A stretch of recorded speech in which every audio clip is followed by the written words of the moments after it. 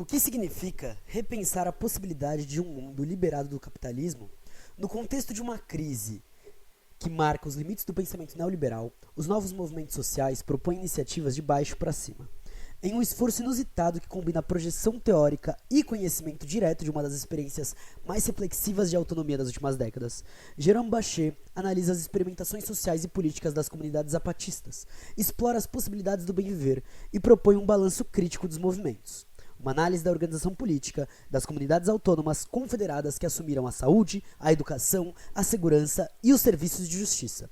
Para isso, o autor explicita as características mais complexas do capitalismo financeirizado e explora caminhos alternativos para a elaboração prática de novas formas de vida, sem estabelecer um modelo universal para as experiências de autogestão, nem construir uma grande história para o futuro.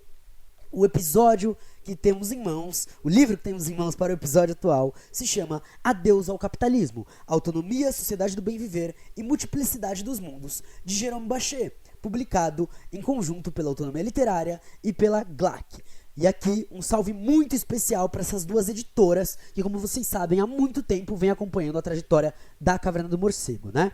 Então, novamente agradecer. Estarei conversando com a Autonomia Literária aí também pra gente ter de volta aquele cupom de 20% de desconto, né? Hashtag Morcego na Autonomia. Se voltar, avisarei pra vocês nos posts divulgando o episódio, beleza?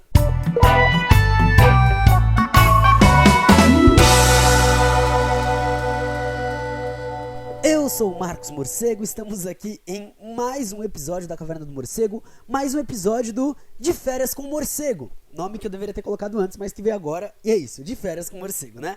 A gente tá aqui então, dando continuidade a esse projeto, dando continuidade aos trabalhos de férias. Eu estou gravando esse episódio durante as minhas férias, tá? Enfim, tive alguns percalços aí, algumas coisas que acabaram aumentando um pouco aí a dificuldade de trazer essa produção, de deixar tudo especificadinho, gravadinho, mas estamos aí para mais um episódio, né? Começando esse ano com o debate primeiro da Lélia Gonzalez e agora com o Jérôme Bachet. Queria lembrar vocês, tá? Que é muito importante que ao ouvir esse episódio vocês compartilhem, vocês comentem, vocês curtam, vocês divulgam, vocês deem estrela no Spotify, enfim. Qualquer dessas coisas ajuda muito a gente a atingir um número maior de pessoas. É um ano que a gente, né, novamente começa sem saber se o projeto vai seguir até o final do ano. A gente passa por dificuldades financeiras. Então esse apoio, que é um apoio básico que você pode dar quando você ouve a gente, é muito importante. Além disso, lembrar que a gente tem nosso canal do YouTube, né? Então você vai lá e coloca lives da Caverna do Morcego, vai aparecer no YouTube. A gente tá na Twitch, em twitch.tv/cavernamorcego também, além do Instagram e do Blue Sky, onde a gente tá diretamente publicando as coisas e trazendo outros debates, né, divulgando outras coisas muito importantes também, beleza? E é claro, se você, né, curtiu e quer apoiar financeiramente esse projeto, aí você pode ir no nosso apoio coletivo, em apoia.se/cavernamorcego, ou no nosso Pix, podcastmorcego@gmail.com, que também é o nosso e-mail para contato. Então, caso queira contato, participar de episódio, me chamar para projetos, basta entrar nesse contato. Também aceito receber mensagem nas DMs aí das redes sociais, beleza? E dá um salve também para as editoras parceiras, né? Já que nesse episódio a gente concentra duas das editoras mais parceiras que a gente tem, que caso queiram enviar livros, caso queiram projetos, caso queiram coisas específicas, basta entrar em contato com a gente tá aí online e roteando para esse tipo de coisa, né? Mas agora sim, vamos lá pro episódio, chama!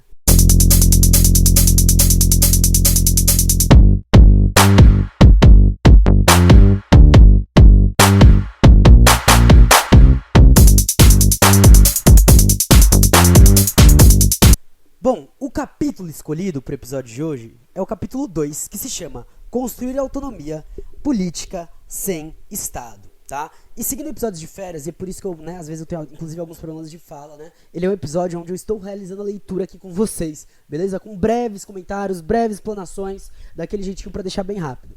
Nenhum episódio desse livro é curto, esse episódio também é longo, então vão ter cortes e tudo para deixar um pouquinho mais dinâmico, mas bora lá. O autor começa com a frase de Karl Marx em crítica ao programa de Gotha. Nós não podemos nos associar com pessoas que dizem abertamente que os trabalhadores são ignorantes demais para se libertarem sozinhos e devem ser libertados pelo alto. Tudo que foi dito no capítulo que precede o capítulo 2 no livro, são coisas básicas, né? É uma introdução. O capítulo 1, então, ele é introdutório, ele começa fazendo isso. Os horrores do capitalismo a gente conhece de cor. mas é possível examinar bem todos os escândalos do mundo e destrinchar a interminável tirania dos crimes do capitalismo, que isso não mudará nada, isso não será o suficiente. Enquanto a crença, ou simplesmente a sensação de que não há outra forma social viável permanecer inabalada, enquanto não tiver começado a ganhar consistência a possibilidade de uma organização não capitalista de vida, a maior parte de nós continuará a se resignar ao estado atual dos fatos ou a promover arranjos limitados no seio do desastre. Portanto, enquanto a máxima for a máxima de Margaret Thatcher, de Fukuyama, de que o capitalismo é o fim de tudo, né, o capitalismo é o máximo que a gente pode chegar, a gente não vai se libertar. Então tem um chamado já no começo pra gente avançar, pra gente voltar para aquela questão utópica, pra questão de olhar pro horizonte, olhar para as possibilidades. Nós não nos encontramos mais no tempo do triunfo absoluto do pensamento único neoliberal. Desde o fim dos anos 90, o ciclo das mobilizações altermundialistas começou a fissurar seu belo edifício e a emergência de movimentos sociais inovadores, notadamente na América Latina, como é o caso de Brasil, Bolívia, Equador, Colômbia, e eu colocaria aqui ainda Venezuela, a gente pode colocar Cuba e por aí vai, contribuiu com isso igualmente. Essas lutas são uma fonte potente de inspiração para dar corpo à possibilidade de uma outra organização coletiva, para além das normas do sistema mundo capitalista. É essencialmente no terreno da experiência zapatista que se ancorará aqui a reflexão. O "já basta" do 1º de janeiro de 1994 não quis, insurgindo-se contra as involuções neoliberais do México, quebrar a arrogância daqueles que proclamavam o fim da história? O encontro intercontinental pela humanidade contra o neoliberalismo, convocado em Chiapas durante o verão de 1996, não passa a ser um dos sinais anunciadores das lutas altermundialistas? Mesmo se a rebelião zapatista parecer distante e exótica, ela suscita uma reflexão geral, que pode ser partilhada muito além das fronteiras do México. Não se trata certamente de convertê-la em um modelo ou em doutrina, o que os próprios zapatistas recusam com a mais viva energia. Trata-se somente de considerar com toda a atenção necessária essa experiência, que não é exagero considerar como uma das mais profundas utopias reais, atualmente desenvolvidas, e de se esforçar para tirar alguns ensinamentos, mais particularmente no que concerne às formas políticas da emancipação social. Fundado em 17 de novembro de 1983, como um clássico foco de guerrilha, o Ejército Zapatista de Liberación Nacional, Exército Zapatista da Libertação Nacional, EZLN, se tornou a organização política e militar de centenas de comunidades indígenas e fez-se conhecer na noite de 1º de janeiro de 1994, ocupando 7 cidades de Chiapas, incluindo San Cristóbal de las Casas. O México, esquecido, relembrava assim do México de cima, que, nesse dia, festejava com champanhe a entrada em vigor do Tratado Norte-Americano de Livre Comércio, o NAFTA, e na mesma ocasião, sua integração tão sonhada no Clube da Modernidade, no Clube do Norte Global. 12 dias depois do início dos combates, o aceite de cessar-fogo abriu a etapa da palavra. Não sem múltiplas peripécias, as discussões conduzidas com o governo federal concluíram-se pela assinatura dos Acordos de San Andrés sobre os direitos e a cultura indígenas, no dia 16 de fevereiro de 1996. Mas o presidente Zedillo recusou a reforma constitucional que deveria permitir essa aplicação e optou por uma estratégia de paramilitarização, visando desestruturar as comunidades indígenas que formam a base social do Exército Zapatista da Libertação Nacional. Essa escolha governamental provocou deslocamentos massivos de população e levou, no dia 22 de dezembro de 1997, ao massacre de Acteal, no qual 45 indígenas tzotzis, principalmente mulheres e crianças, foram assassinados por um grupo paramilitar, quando rezavam em uma capela. Apesar do fim do regime de partido-estado, julho de 2000, e do sucesso da Marcha da Cor da Terra, março de 2001, que permitiu aos zapatistas pleitear na tribuna do parlamento a favor da reforma constitucional aguardada desde 1996, os legisladores de todos os partidos permaneceram surdos às demandas indígenas e votaram um texto que desnaturou os pontos mais substanciais do Acordo de San Andrés. Denunciando uma traição, o EZLN e o Congresso Nacional Indígena, que reagrupa organizações de quase todos os grupos étnicos do México, concluíram que o diálogo com os poderes instituídos, o executivo, o legislativo, o judiciário e com a classe política no seu todo é vão. Encerra-se assim a fase aberta em fevereiro de 94, durante a qual os zapatistas tinham optado pela negociação e buscado obter um reconhecimento institucional das reivindicações indígenas. E inicia-se uma outra fase, marcada por uma rejeição cada vez mais insistente da política de cima. Os zapatistas decidem então colocar em prática a legitimidade dos acordos de 96, já que não puderam convertê-los em regra constitucional. Em agosto de 2003, são criados 5 conselhos do bom governo, chamadas de juntas de bom governo, a fim de implementar o regime de autonomia previstos pelos acordos de San Andrés. É aquela velha discussão que a gente está trazendo nos episódios recentes, de que se o Estado não faz, a gente faz com as nossas próprias mãos. A prática da autonomia não é, claro, inteiramente nova, pois 38 comunas autônomas rebeldes-zapatistas tinham sido declaradas desde dezembro de 94. Mas trata-se, com os conselhos de bom governo, de engajar uma prática de autonomia mais consequente e de coordenar, no nível regional, a ação das comunas rebeldes. No total, a zona de influência zapatista se estende sobre um território mais ou menos equivalente àquele da Bélgica, apesar de aí coexistirem comunas zapatistas e comunas oficiais. Pode-se estimar que as primeiras organizam a vida de várias dezenas ou centenas de milhares de indígenas maias, sejam eles Tzetzals, Tzotzis, Xols, Tojolabaus, Mamês e Zoques, assim como a de famílias não indígenas que se colocam sob sua autoridade. Em cada comuna autônoma, aqueles que ocupam as funções municipais são eleitos por suas comunidades para mandatos de 2 ou 3 anos, revogáveis em qualquer momento e concebidos como cargos. Quer dizer, serviços prestados, não sendo objeto de nenhuma remuneração, nem dando lugar a nenhuma vantagem material. Cada comuna delega em permanência e, segundo os mesmos princípios, 2 ou 3 representantes ao conselho de bom governo da zona correspondente. Em cada uma das 5 zonas, o conselho funciona como instância de coordenação emanado das próprias comunas, e cujas decisões são tomadas depois de amplas consultas dessas últimas. Os delegados no conselho se revezam por curtos períodos, de 10 ou 15 dias, dependendo do caso, o que lhe permite retornar regularmente às suas vilas para continuar a se ocupar de suas famílias e de suas terras. Essa rápida rotatividade tem efeitos que, para uma mente habituada a critérios de eficácia e de rapidez, não valeriam nada. E aí eu relembro as palavras de Mestre Joelson, né? Que ele fala que o que a gente está fazendo é para daqui a 3.000 anos. Então, a lentidão com a qual os membros dos conselhos tratam os problemas, debatem coletivamente e consultam ao redor de si, pode parecer desconcertante. Ainda mais porque é necessário sempre passar a vez a uma outra equipe que retomará o exame do caso do seu ponto de partida. Mas, contanto que se adote uma outra lógica, seguramente pouco familiar para subjetividades modeladas pela modernidade ocidental, essa lentidão pode se converter em uma vantagem. Ela possibilita um tempo para se informar, ponderar as opiniões e as proposições e elaborar coletivamente as decisões, obtendo, na medida do possível, a concordância de todos, ou, pelo menos, de uma maioria clara, especialmente por as opções não acolhidas não serem rejeitadas, mas colocadas em reserva, para o caso das escolhidas não funcionarem. Sobretudo, trata-se de evitar ao máximo uma dissociação entre a tomada de decisão pelos conselhos e a vida local das comunas e das comunidades.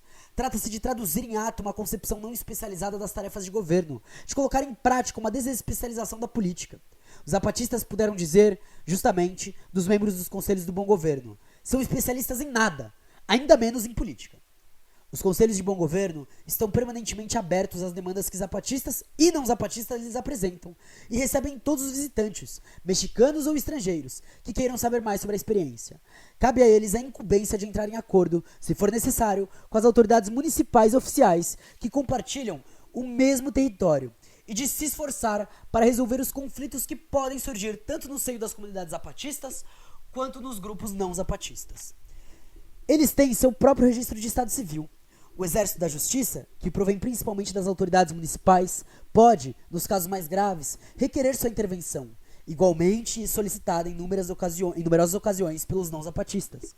Em qualquer nível que a investigação seja conduzida e a decisão promulgada, trata-se menos de infligir uma punição do que permitir uma reconciliação negociada entre as partes, graças a trabalho de interesse geral e formas de reparação para o benefício das vítimas ou de suas famílias. Os conselhos distribuem igualmente os escassos recursos em dinheiro, provenientes especialmente da solidariedade nacional e internacional, e excluindo, por princípio, toda a ajuda dos governos chiapateca e mexicano, notadamente a fim de apoiar a amplificação das capacidades produtivas, venda de café, cooperativas artesanais, materiais de construção, sapataria, padaria, etc. Em certas zonas, eles criaram sistemas de empréstimo com uma taxa de juros muito baixa. Eles zelam pelo bom funcionamento do sistema de saúde autônomo, clínicas, microclínicas e redes de agentes comunitários de saúde e de educação autônoma. No total, têm o dever de impulsionar todos os projetos suscetíveis de melhorar a vida coletiva e se esforçam, em particular, para criar as condições de uma maior participação das mulheres em todos os níveis da organização da autonomia. Assim, os zapatistas criaram notadamente seu próprio sistema educativo. Eles construíram escolas primárias e secundárias, elaboraram os programas e conceberam sua organização e formaram os jovens que ali ensinam. Tudo isso sem receber salário e contando com o engajamento da comunidade para cobrir suas necessidades materiais ou para ajudar quem tem sua parcela de terra a trabalhá-la. A educação é objeto de uma mobilização coletiva considerável, talvez a mais intensa de todas aquelas que implicam a construção da autonomia. Inclusive, eu acho que é um ciclo que os movimentos sociais estão passando atualmente, tá?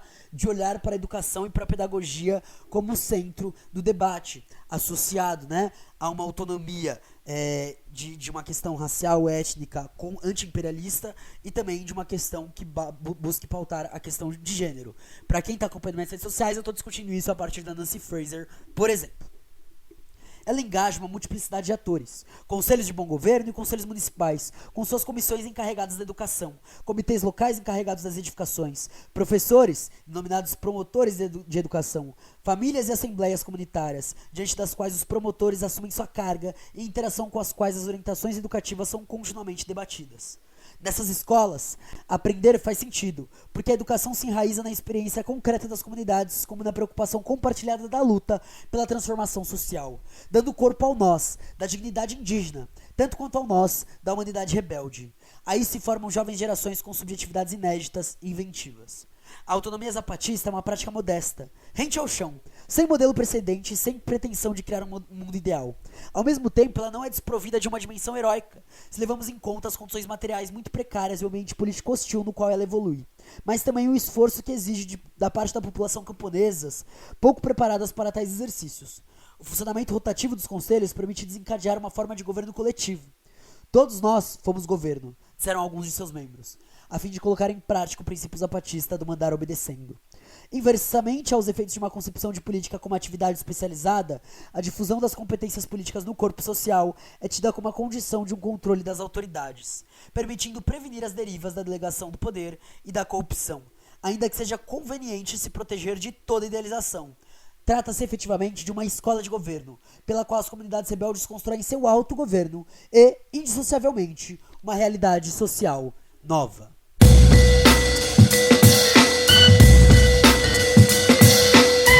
O que fazer com o Estado?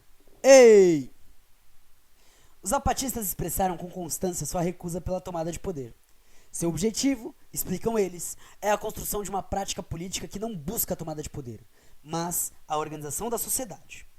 Para evitar um mal-entendido estéril, o temor de que aqueles se condenem assim à impotência, deve-se explicitar que se trata especificamente de afastar a perspectiva de uma luta, armada ou eleitoral, pela conquista do poder de Estado. Através dessa posição e das práticas que dela se originam, os zapatistas empreendem uma crítica ativa da sua própria tradição política leninista. E aqui eu faço uma pausa para também explicitar a minha ideia, tá? Não que eu concorde com a conquista do poder do Estado, porém, inclusive o Exército Zapatista da Libertação Nacional, ele é um exército armado, né? Isso pode ser melhor debatido, beleza? Assim, o subcomandante Marcos explica que convém se desfazer de um modelo automático do agir revolucionário. Tínhamos que reformular o problema do poder, não repetir a fórmula segundo a qual para mudar o mundo é preciso tomar o poder. E uma vez nele, então sim, organizar o mundo como melhor lhe convém. Quer dizer, como melhor convém a mim, que estou no poder. No entanto, eles não desertam o campo político, e a experiência dos conselhos de bom governo é a confirmação radiante da preocupação em construir outras modalidades de organização política.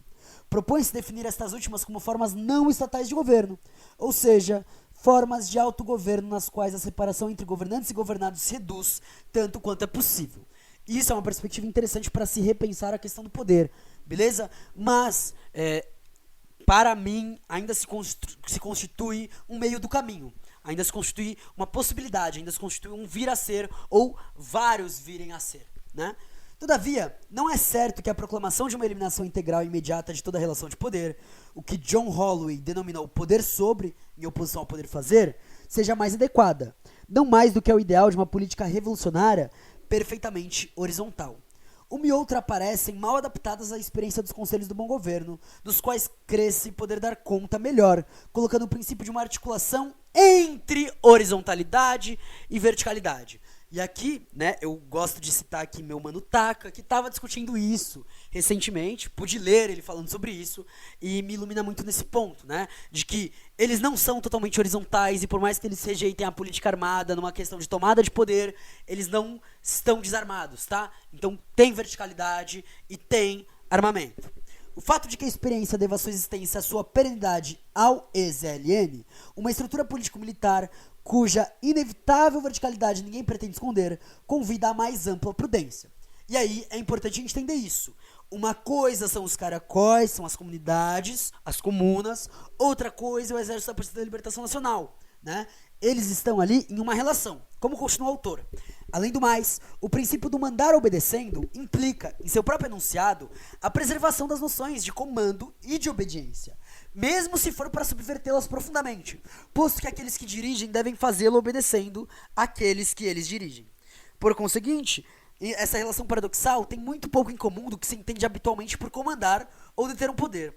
Não seria esse poder obediente à capacidade, ou melhor, o dever, de colocar em prática o que se escolheu coletivamente de tomar, no seio de uma instância coletiva, decisões operacionais cuja conformidade com a vontade dos delegantes é objeto de uma constante verificação?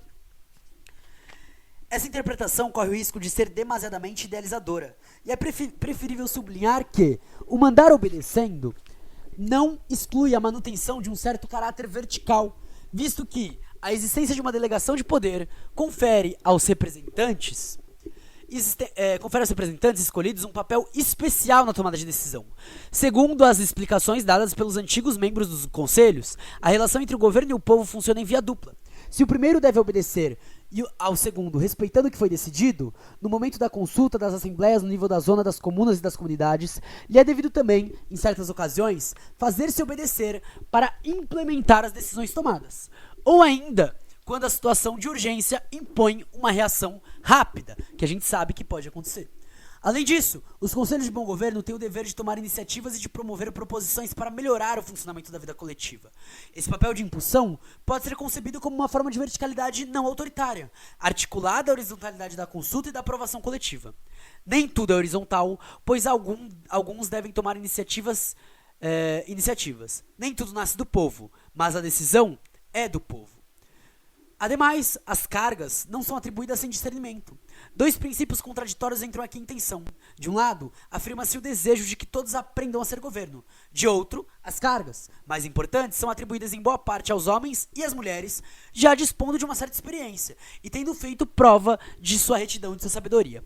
A resolução dessa contradição, explicitamente sublinhada na autoanálise da construção da autonomia, exige tempo e, sobretudo, uma constante invenção de procedimentos concretos, favorecendo não a concentração desigual da experiência adquirida, mas sua partilha mais ampla possível. Aqueles e aquelas que assumem uma função de governo são chamados pelos indígenas de autoridade e testemunham desses um verdadeiro respeito, embora sem distância. Não poderíamos, aliás, nos servir dessa expressão, fazer ofício de autoridade, para dar conta de uma simetria na participação das tomadas de decisão, de que não se deixa de descrever nem como poder sobre, nem como completa ausência de relações de poder? O mais importante é, sem dúvida, compreender que, apesar das dificuldades e das limitações que podem travar sua plena realização, o mandar obedecendo implica, antes de tudo, uma outra concepção da delegação do poder, e do poder ele próprio. Nas concepções características da democracia representativa, o eleito ascende a um status fortemente separado daqueles de seus mandantes, seja porque a ele atribuísse um tipo de virtude superior, como encarnação da unidade da coletividade representada, seja simplesmente porque, na prática, ele se beneficia de um poder normalizado e delimitado no tempo, mas muito extenso, pois lhe cabe agir por sua própria vontade em nome do interesse comum e suposto, sem que seus mandantes disponham de reais meios para controlar e modificar sua ação. Nessa concepção, aqueles que alegam sua soberania se privam dela quase inteiramente durante um período determinado. Além do mais, a conjunção da delegação de poder e do individualismo competitivo acentua a concentração de poderes na pessoa do eleito, porque este pode se valer, ao menos implicitamente, do fato de que deve sua posição à superioridade de suas capacidades pessoais, de modo que estas justificam sua pretensão de decidir em nome dos outros. Na experiência zapatista, pelo contrário, aquele que está investido de uma carga que ele não solicitou e não aceita sem medo nem reticência, não considera ter competências superiores às dos outros membros da comunidade. No polo oposto da postura do especialista, ele assume de bom grado a posição daquele que não sabe, que precisa escutar e aprender com todo o povo. Sobretudo, o poder do qual ele é investido é seriamente limitado. É um poder sob controle, exercido de maneira colegial e submetido a múltiplos processos de interação e de negociação informal com as diferentes instâncias e assembleias, nos níveis das zonas, das comunas e das comunidades, assim como de maneira difusa por uma conexão permanente com os mandantes no seio de uma realidade social compartilhada. Enfim, É particularmente chocante constatar que o funcionamento das instâncias de autogoverno apresenta uma grande fluidez. Não somente ele difere, em suas modalidades, de uma zona para outra, mas, sobretudo, não cessa de se modificar segundo uma lógica de tentativas/retificações e uma aceitação dos erros como condição de aprofundamento da autonomia, percebido como um caminho que não tem fim. É a marca de uma verdadeira experimentação que parece perfeitamente consciente dos riscos de petrificação da institucionalidade e que se esforça para manter o caráter dinâmico do processo instituinte. Assim, enquanto a concepção dominante de delegação de poder autoriza uma forte dissociação entre representantes e representados e concerne a capacidade de decidir em nome de todos os outros, mandar obedecendo, declinado em princípios tais como convencer e não vencer, representar e não suplantar, propor e não impor, supõe uma fraca dissociação entre representantes e representados e promove uma desconcentração da capacidade de decisão. Finalmente, há uma concepção forte do poder, a delegação da democracia representativa terminando em um poder exercido em nome daqueles sobre quem ele se exerce. Pode-se opor uma concepção fraca do poder, que se poderia talvez denominar autoridade. Aquele ou aquela que detém um mandato ocupa certamente uma posição específica, mas seu papel é muito mais do que o de um pivô que multiplica a capacidade de ação coletiva e favoriza a coordenação. Assim, o caráter difracionário da autoridade, em um sistema no qual uma delegação muito parcial permite à coletividade conservar o controle de suas próprias capacidades, substitui-se aos fenômenos de cristalização do poder, ligados a uma expropriação quase integral das capacidades coletivas. Enfim, é necessário precisar que uma forma política não pode ser analisada independentemente da realidade social que ela pretende organizar. O mandar obedecendo não teria nenhum sentido no contexto de um sistema caracterizado por uma brutal dissimetria social. Por exemplo, no nosso governo representativo burguês liberal. Somente em um universo igualitário e cooperativo é possível vislumbrar que os detentores de cargos de governo sirvam e obedeçam efetivamente à coletividade. Prática política e projeto social são indissociáveis e participam conjuntamente da construção de um novo mundo da vida. Com os conselhos de bom governo, os zapatistas não afirmam ter eliminado toda distinção entre governantes e governados, como indica a criação de uma comissão de vigilância de cada conselho, encarregada sobretudo de verificar suas contas, recurso comprovado de revogação dos mandatos. Minimamente, pelo tempo que as capacidades de participar das tomadas de decisão permanecerão desigualmente distribuídas, por falta de educação ou de experiência, parece sábio reconhecer a persistência de certas relações de poder e a manutenção de uma separação, por mais atenuada que seja, entre governantes e governados. Esta última não tem a ver apenas com a desigual participação nos processos de tomada de decisão e de resolução de conflitos, ou de maneira mais geral, com o papel especial assumido pelas autoridades. Quando sua função seria justamente de coordenação e de impulsão, ela está ligada também ao fato de que a conformidade do agir dos governantes com a vontade dos governados não poderia ser nem constante nem perfeita, tampouco submetida a um controle impecável permitindo corrigir inteiramente os defeitos. É mais razoável não pressupor entre eles uma perfeita adequação, a fim de trabalhar sem descanso para produzir os mecanismos práticos suscetíveis de preservar e amplificar a dinâmica difracionária da autoridade. Sabe aquela velha discussão de mas quando a gente chegar no socialismo vai ser tudo perfeito, bababá? Não, muito pelo contrário, é um trabalho eterno, é um trabalho constante, é um trabalho contínuo, é um trabalho sem fim. E não no sentido de um trabalho pesado, no trabalho, como a gente entende o trabalho, mas no sentido de prática política construída conforme as experiências vão andando. Nesse sentido, uma experiência da autonomia não vale, senão o que valem os meios que ela cria para controlar as possíveis derivas do exercício do governo, notadamente quando ele coloca em jogo instâncias supralocais. E para reduzir sem parar o hiato entre governantes e governados, no sentido inverso de sua tendência a se consolidar.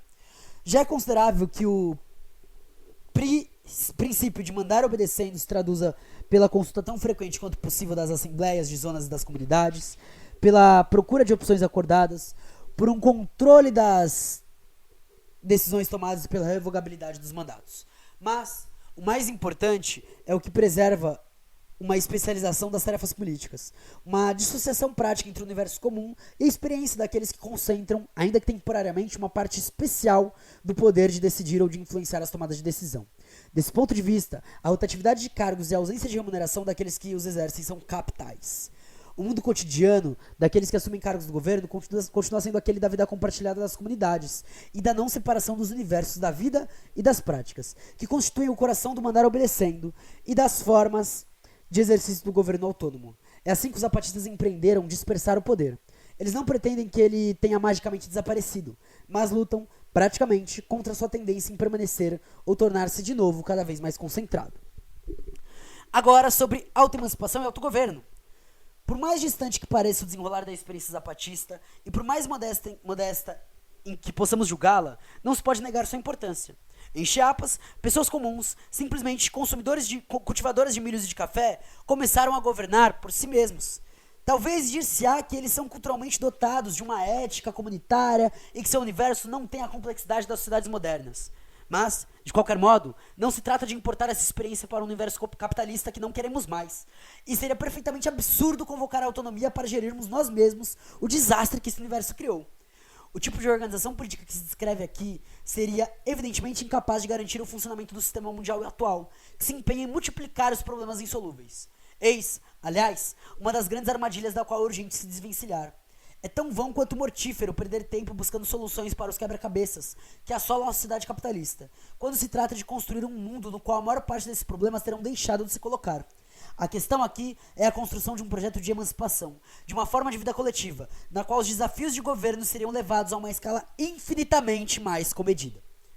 Eles têm medo de que nós descobramos que somos capazes de governar por nós mesmos. A lição, pronunciada por Heloísa, professora, ou na verdade, uma promotora da educação da escola zapatista, é simples, mas suficiente para arruinar os fundamentos do Estado e da representação política moderna.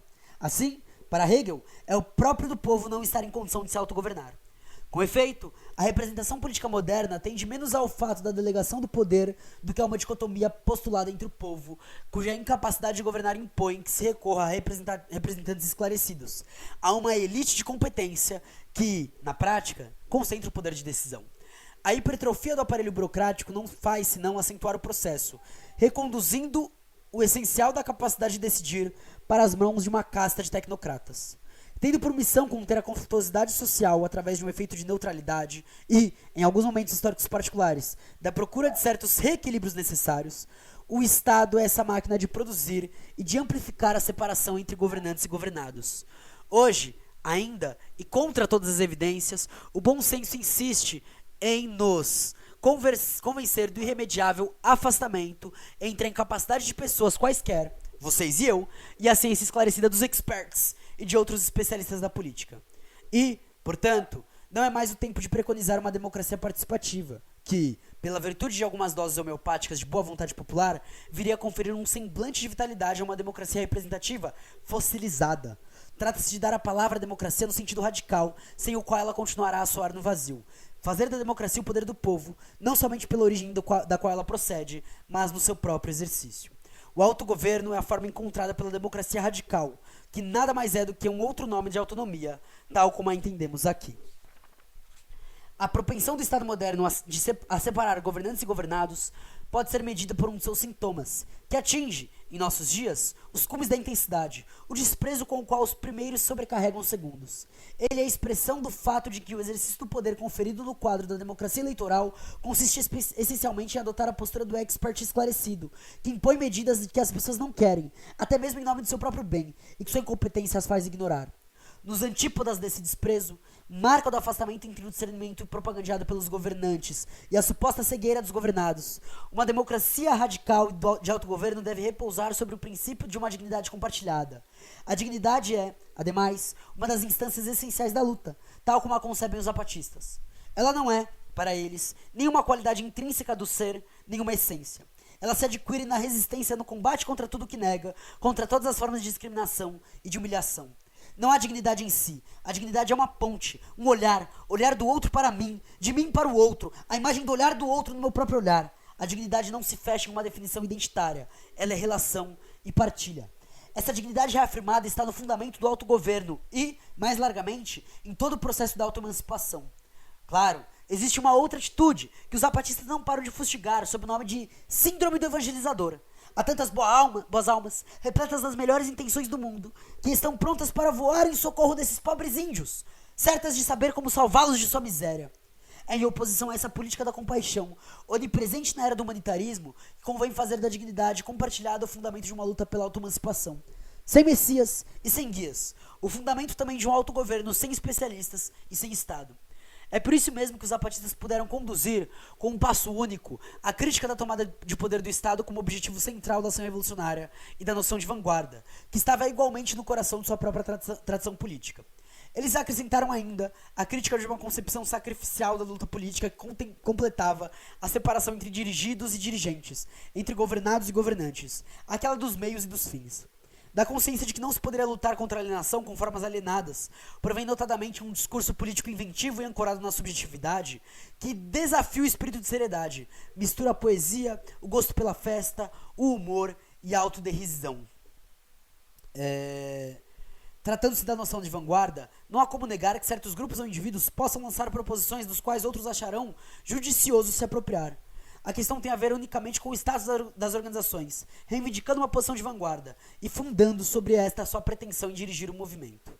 De fato, mesmo que a concepção inicial do partido, em Marx, por exemplo, não fosse de modo algum esta, tal postura permitiu em seguida instituir o partido, na realidade seu núcleo dirigente, como detentor exclusivo da essência revolucionária do proletariado que ela deveria representar. Hoje seria prudente, como sugerem os zapatistas, recusar toda postura vanguardista, porque ela foi historicamente o meio pelo qual organizações reivindicando para si a autoemancipação dos trabalhadores puderam operar sistematicamente para a negação desse princípio. Também, volto a dizer, tá? E não que eu concorde com o termo vanguarda, eu acho que ele pode ser melhor, pode ser atualizado, na verdade, ou repensado, enfim, alguma coisa assim. Ainda não está muito claro, tenho que ler mais coisas sobre, porém dá para trabalhar com isso, tá? Não é posição final. Afirmar a dignidade compartilhada pelos atores da transformação social é arruinar com um só golpe as pretensões de todas as vanguardas e de todos os aparelhos do Estado a serem apropriados, sob o exterior da representação legítima de um poder separado. É abrir o caminho para uma prática efetiva do autogoverno e assumir plenamente que não há emancipação verdadeira que não seja autoemancipação. Finalmente, o que a experiência zapatista nos convida a redescobrir por nossa própria conta está contido nesse princípio tão elementar quanto decisivo. Nós somos capazes de nos governar. A autonomia como forma política geral. A autonomia da qual pode-se fazer um princípio da ação individual e coletiva demanda algumas precisões. O termo designa, literalmente, o fato de dar a si mesmo suas próprias normas, ou ainda de se organizar por si mesmo. Na prática, a autonomia é a reivindicação de uma coletividade que recusa a imposição de uma normatividade sentida como externa, a fim de fazer prevalecer as regras que ela dá a si própria. Entendida nesse sentido, a autonomia combina um caráter negativo, se subtrair à imposição, e um caráter positivo, afirmar suas próprias regras.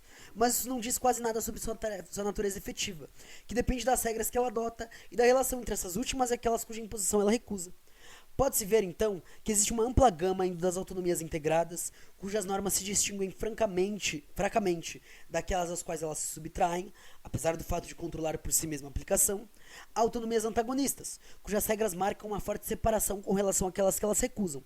Pode-se também distinguir autonomias inconsequentes, que recusam uma dominação imposta de fora, e autonomias consequentes, que excluem a imposição vinda de fora para melhor afastar as formas de dominação que poderiam existir em seu seio. Pode-se, enfim, opor autonomias fechadas, ou mesmo segregacionistas, fundadas em uma lógica identitária que instaura alguma fronteira ontológica entre a coletividade autônoma e o mundo ao redor. E autonomias abertas, que consideram as relações com as outras coletividades como uma condição de sua própria existência social. Não se pode, pois, julgar uma experiência de autonomia sem perguntar: autonomia com relação a quê? Autonomia para quê? Para qual projeto social? A autonomia zapatista não é um simples projeto local ou regional, nem mesmo especificamente destinado aos povos indígenas. Sendo ao mesmo tempo levante indígena em busca de autonomia, luta de libertação nacional, rebelião pela humanidade e contra o neoliberalismo, o movimento zapatista entrelaça estreitamente as perspectivas internacional, nacional e internacional. É a articulação dessas diferentes escalas que permite afastar os perigos que, em cada nível, tomado isoladamente, poderia comportar, a saber, o etnicismo essencialista, o nacionalismo intolerante e o universalismo abstrato, que termina por ser um instrumento de negação das diferenças reais entre as mulheres e os homens que compõem a humanidade. E aqui cabe pontuar que é bem interessante notar que, principalmente no século passado, na segunda metade, nas lutas anticoloniais, nos movimentos norte-americanos e latino-americanos, a gente tem um debate muito intenso sobre nacionalismo e internacionalismo, né? Apesar de ser conduzida pelas comunidades indígenas, apoiando-se em uma especificidade histórica e cultural negada, a experiência zapatista interpela o conjunto da população mexicana e se dirige também a todos os povos do mundo. Na verdade, ela pretende escapar do poder de seu inimigo declarado, o capitalismo, ao qual opõe um projeto de emancipação social e uma experiência de autogoverno. Trata-se de uma autonomia consequente e fortemente antagonista, e não é surpreendente que tenha precisado, para se manter, fazer frente às ameaças permanentes e a dificuldades extremas. Pode-se qualificá-la de autonomia rebelde ou antissistêmica, o que indica claramente que um tal projeto não tem nada a ver com uma dimensão institucional da autonomia, entendida como simples descentralização dos poderes de Estado. Pensou-se até o momento, a partir de um sistema existente, no qual a autonomia permite arrancar faculdades legais, nas autonomias integradas ou sistêmicas, ou até espaço de liberdade, nas autonomias antagônicas. Devemos agora nos colocar na perspectiva mais ampla de um projeto de emancipação. Com efeito, é possível estender o alcance da noção de autonomia para fazer dela o princípio de uma organização coletiva generalizada, que não teria mais que se dissociar de um sistema dominante hostil. Enquanto princípio, consistindo a dar a si mesmo suas próprias normas, a autonomia implica antes o reconhecimento da autonomia individual e a confiança nas capacidades de cada um, mesmo se não se trata de maneira alguma de considerar a existência singular fora das relações interpessoais que a constituem e a tornam possível. Ela consiste sobretudo em reconhecer as comunidades elementares da vida e de produção a faculdade de se auto-organizar. É a comuna, unidade local na qual várias comunidades de vida e de produção se encontram associadas, que deveria constituir a entidade essencial da coordenação coletiva e o quadro de um autogoverno radicalmente democrático. Não há razão para entrar na questão dos modos de organização desse autogoverno, que, por princípio, provém da autonomia de cada comuna e do qual os zapatistas dão um exemplo entre outros possíveis. Esse esboço não poderia encontrar plenamente o seu sentido, senão no contexto de uma sociedade pós-capitalista da qual se evocarão os traços possíveis no capítulo seguinte. Esse mundo de igualdade e do comum convida a dispor o primado das tendências à cooperação em vez da estrita defesa do interesse próprio, sem negar os conflitos eventuais que podem nascer das manifestações desse último. É nesse espírito que as comunas serão levadas a se associarem em um nível regional, a fim de tomar decisões de interesse compartilhado, regular produções e trocas, resolver eventuais litígios. Um conselho de representantes das comunas poderia estar encarregado dessas tarefas, como é o caso dos conselhos do bom governo zapatista, sem que tenhamos que definir de antemão suas configurações. É provável que instâncias de decisão situadas em escalas mais amplas, nacionais, e se esse quadro for julgado pertinente, continentais ou subcontinentais e mundial, se mostrarão igualmente necessárias. Por exemplo, para assegurar transporte e comunicação de longa distância, ajustar a produção de certos bens, compensar os desequilíbrios regionais e, mais do que tudo, zelar pela preservação da biosfera. Qual pode ser o bom equilíbrio entre a autonomia das entidades locais e os mecanismos de organização supralocais? Só a prática poderá estabelecê-lo, em função das situações efetivas e através dos processos de tentativas de retificações. Notemos apenas que um conselho de representantes das comunas é, por natureza, um lugar de mediação entre interesses específicos e busca das melhores soluções para todos. É escusado dizer igualmente que as comunas representadas assumem as decisões, mesmo quando entram em contradição com seu próprio ponto de vista. Além disso, sendo o controle democrático das instâncias mais problemático quanto mais se afasta do nível local, deve-se reafirmar o imperativo de uma ampla circulação dos mandatos, curtos, não revogáveis e revogáveis, e o primado de uma outra concepção da delegação, conferindo uma autoridade fracamente concentrada e um cargo entendido como serviço e como pivô da ação coletiva, sobre a base de uma vida compartilhada com os coletivos representados. Deve-se juntar a isso a consulta frequente desses últimos, a experimentação de diversos mecanismos de controle, a fim de tornar efetiva a possibilidade de revogação, sem esquecer um possível recurso ao referendo para que as decisões maiores sejam tomadas pelo conjunto da população concernida. É também por isso que importa limitar tanto quanto possível as tarefas que incumbem as instâncias dos níveis mais amplos.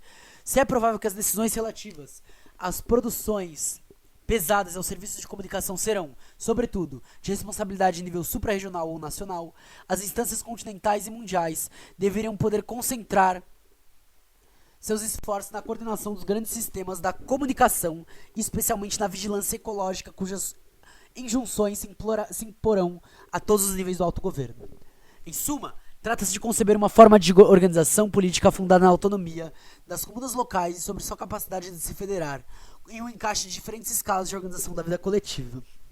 Mesmo se sua participação nos conselhos regionais e suprarregionais implica assumir uma construção cooperativa do bem comum, as entidades locais constituem a base e o coração de uma tal organização, o que é possível na medida em que os modos de produção de bens e de serviços privilegiem sistematicamente a autoprodução e os circuitos mais curtos possíveis entre produtores e consumidores.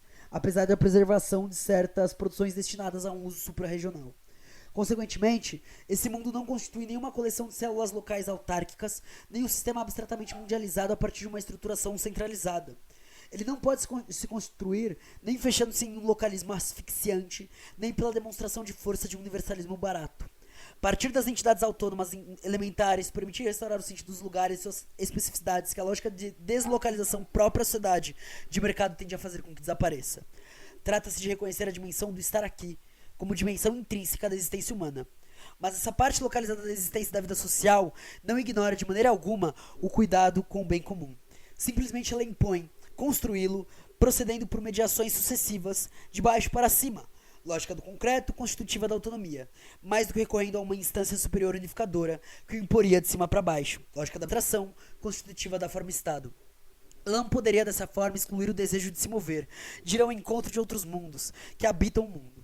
Tudo que vale em sua experiência, uma experiência vital inscrita nesses lugares próprios deve ser ao mesmo tempo pensado segundo uma perspectiva supralocal, notadamente porque a vida implica a consciência das interdependências ecológicas, que é também a consciência de um destino compartilhado da humanidade inteira. Trata-se, então, de combinar e equilibrar diferentes escalas de pertencimento, desde a comunidade local até a comunidade planetária, sem que o encaixe dessas diferentes escalas de cooperação exclua a proliferação das conexões transversais entre comunas ou regiões, ao sabor das afinidades ou dos desejos de trocas específicas.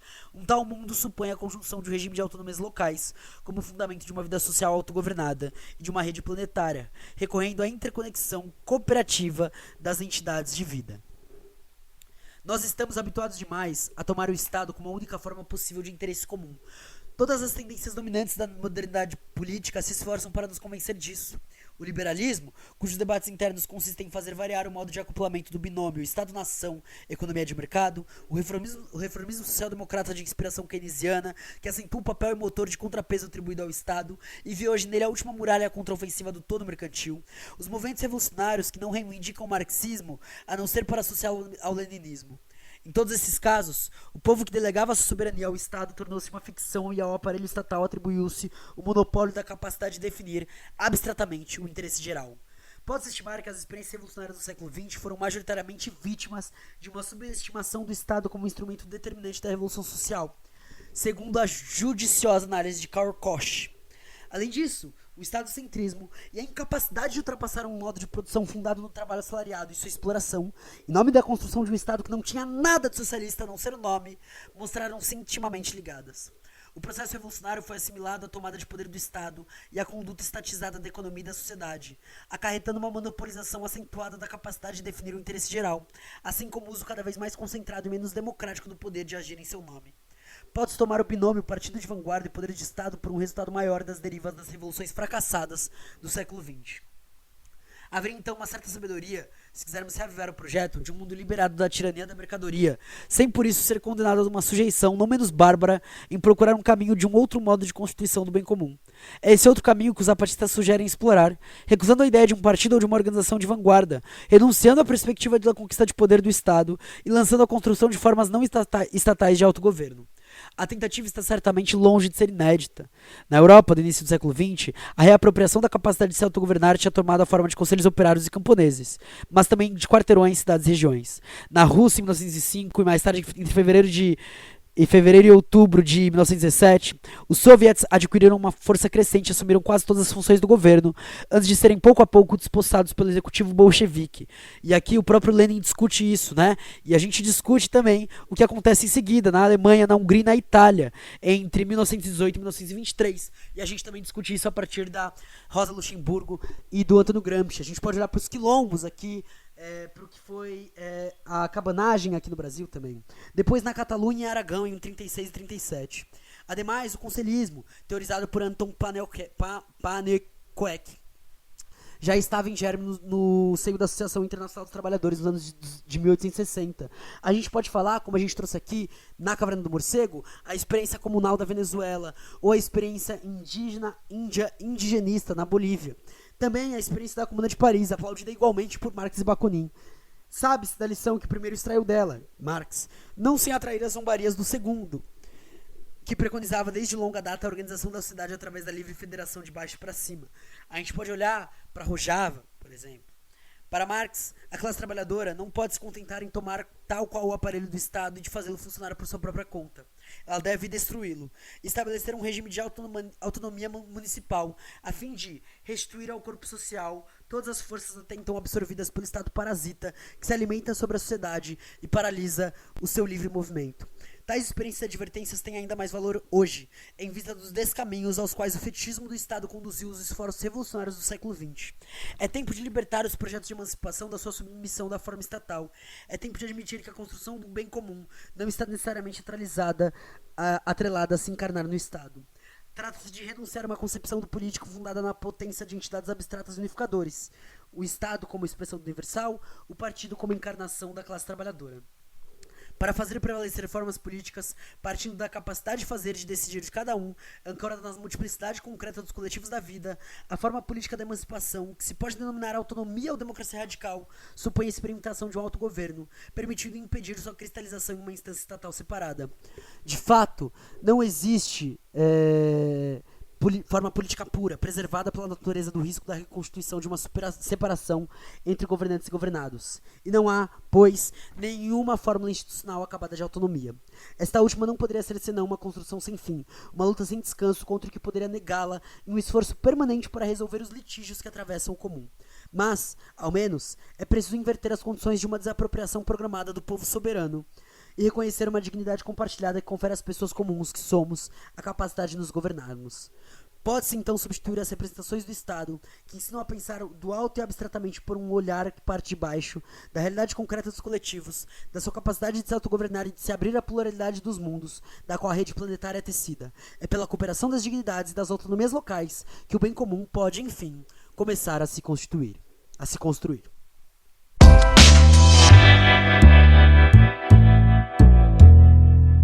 Bom, gente, eu começo pedindo desculpa por um longo debate, né? Foi um episódio maior do que eu imaginava. Eu realmente organizei páginas a mais do que eu tô acostumado, né? No da Lélia eu trouxe alguns cortes, por exemplo. Mas nesse, eu reli o capítulo antes de trazer esse episódio e não dava pra fazer esses cortes. Então eu trouxe ele na íntegra, completo. Colocando pontuações que eu achei necessárias. Espero muito que vocês tenham curtido, tá? Não esqueça de curtir, comentar, compartilhar e continuar acompanhando a gente, que semana que vem tem mais, tá? Semana que vem a gente tá de volta com mais um episódio de Férias com o Morcego. Até mais, um grande beijo, apoia a gente, tchau!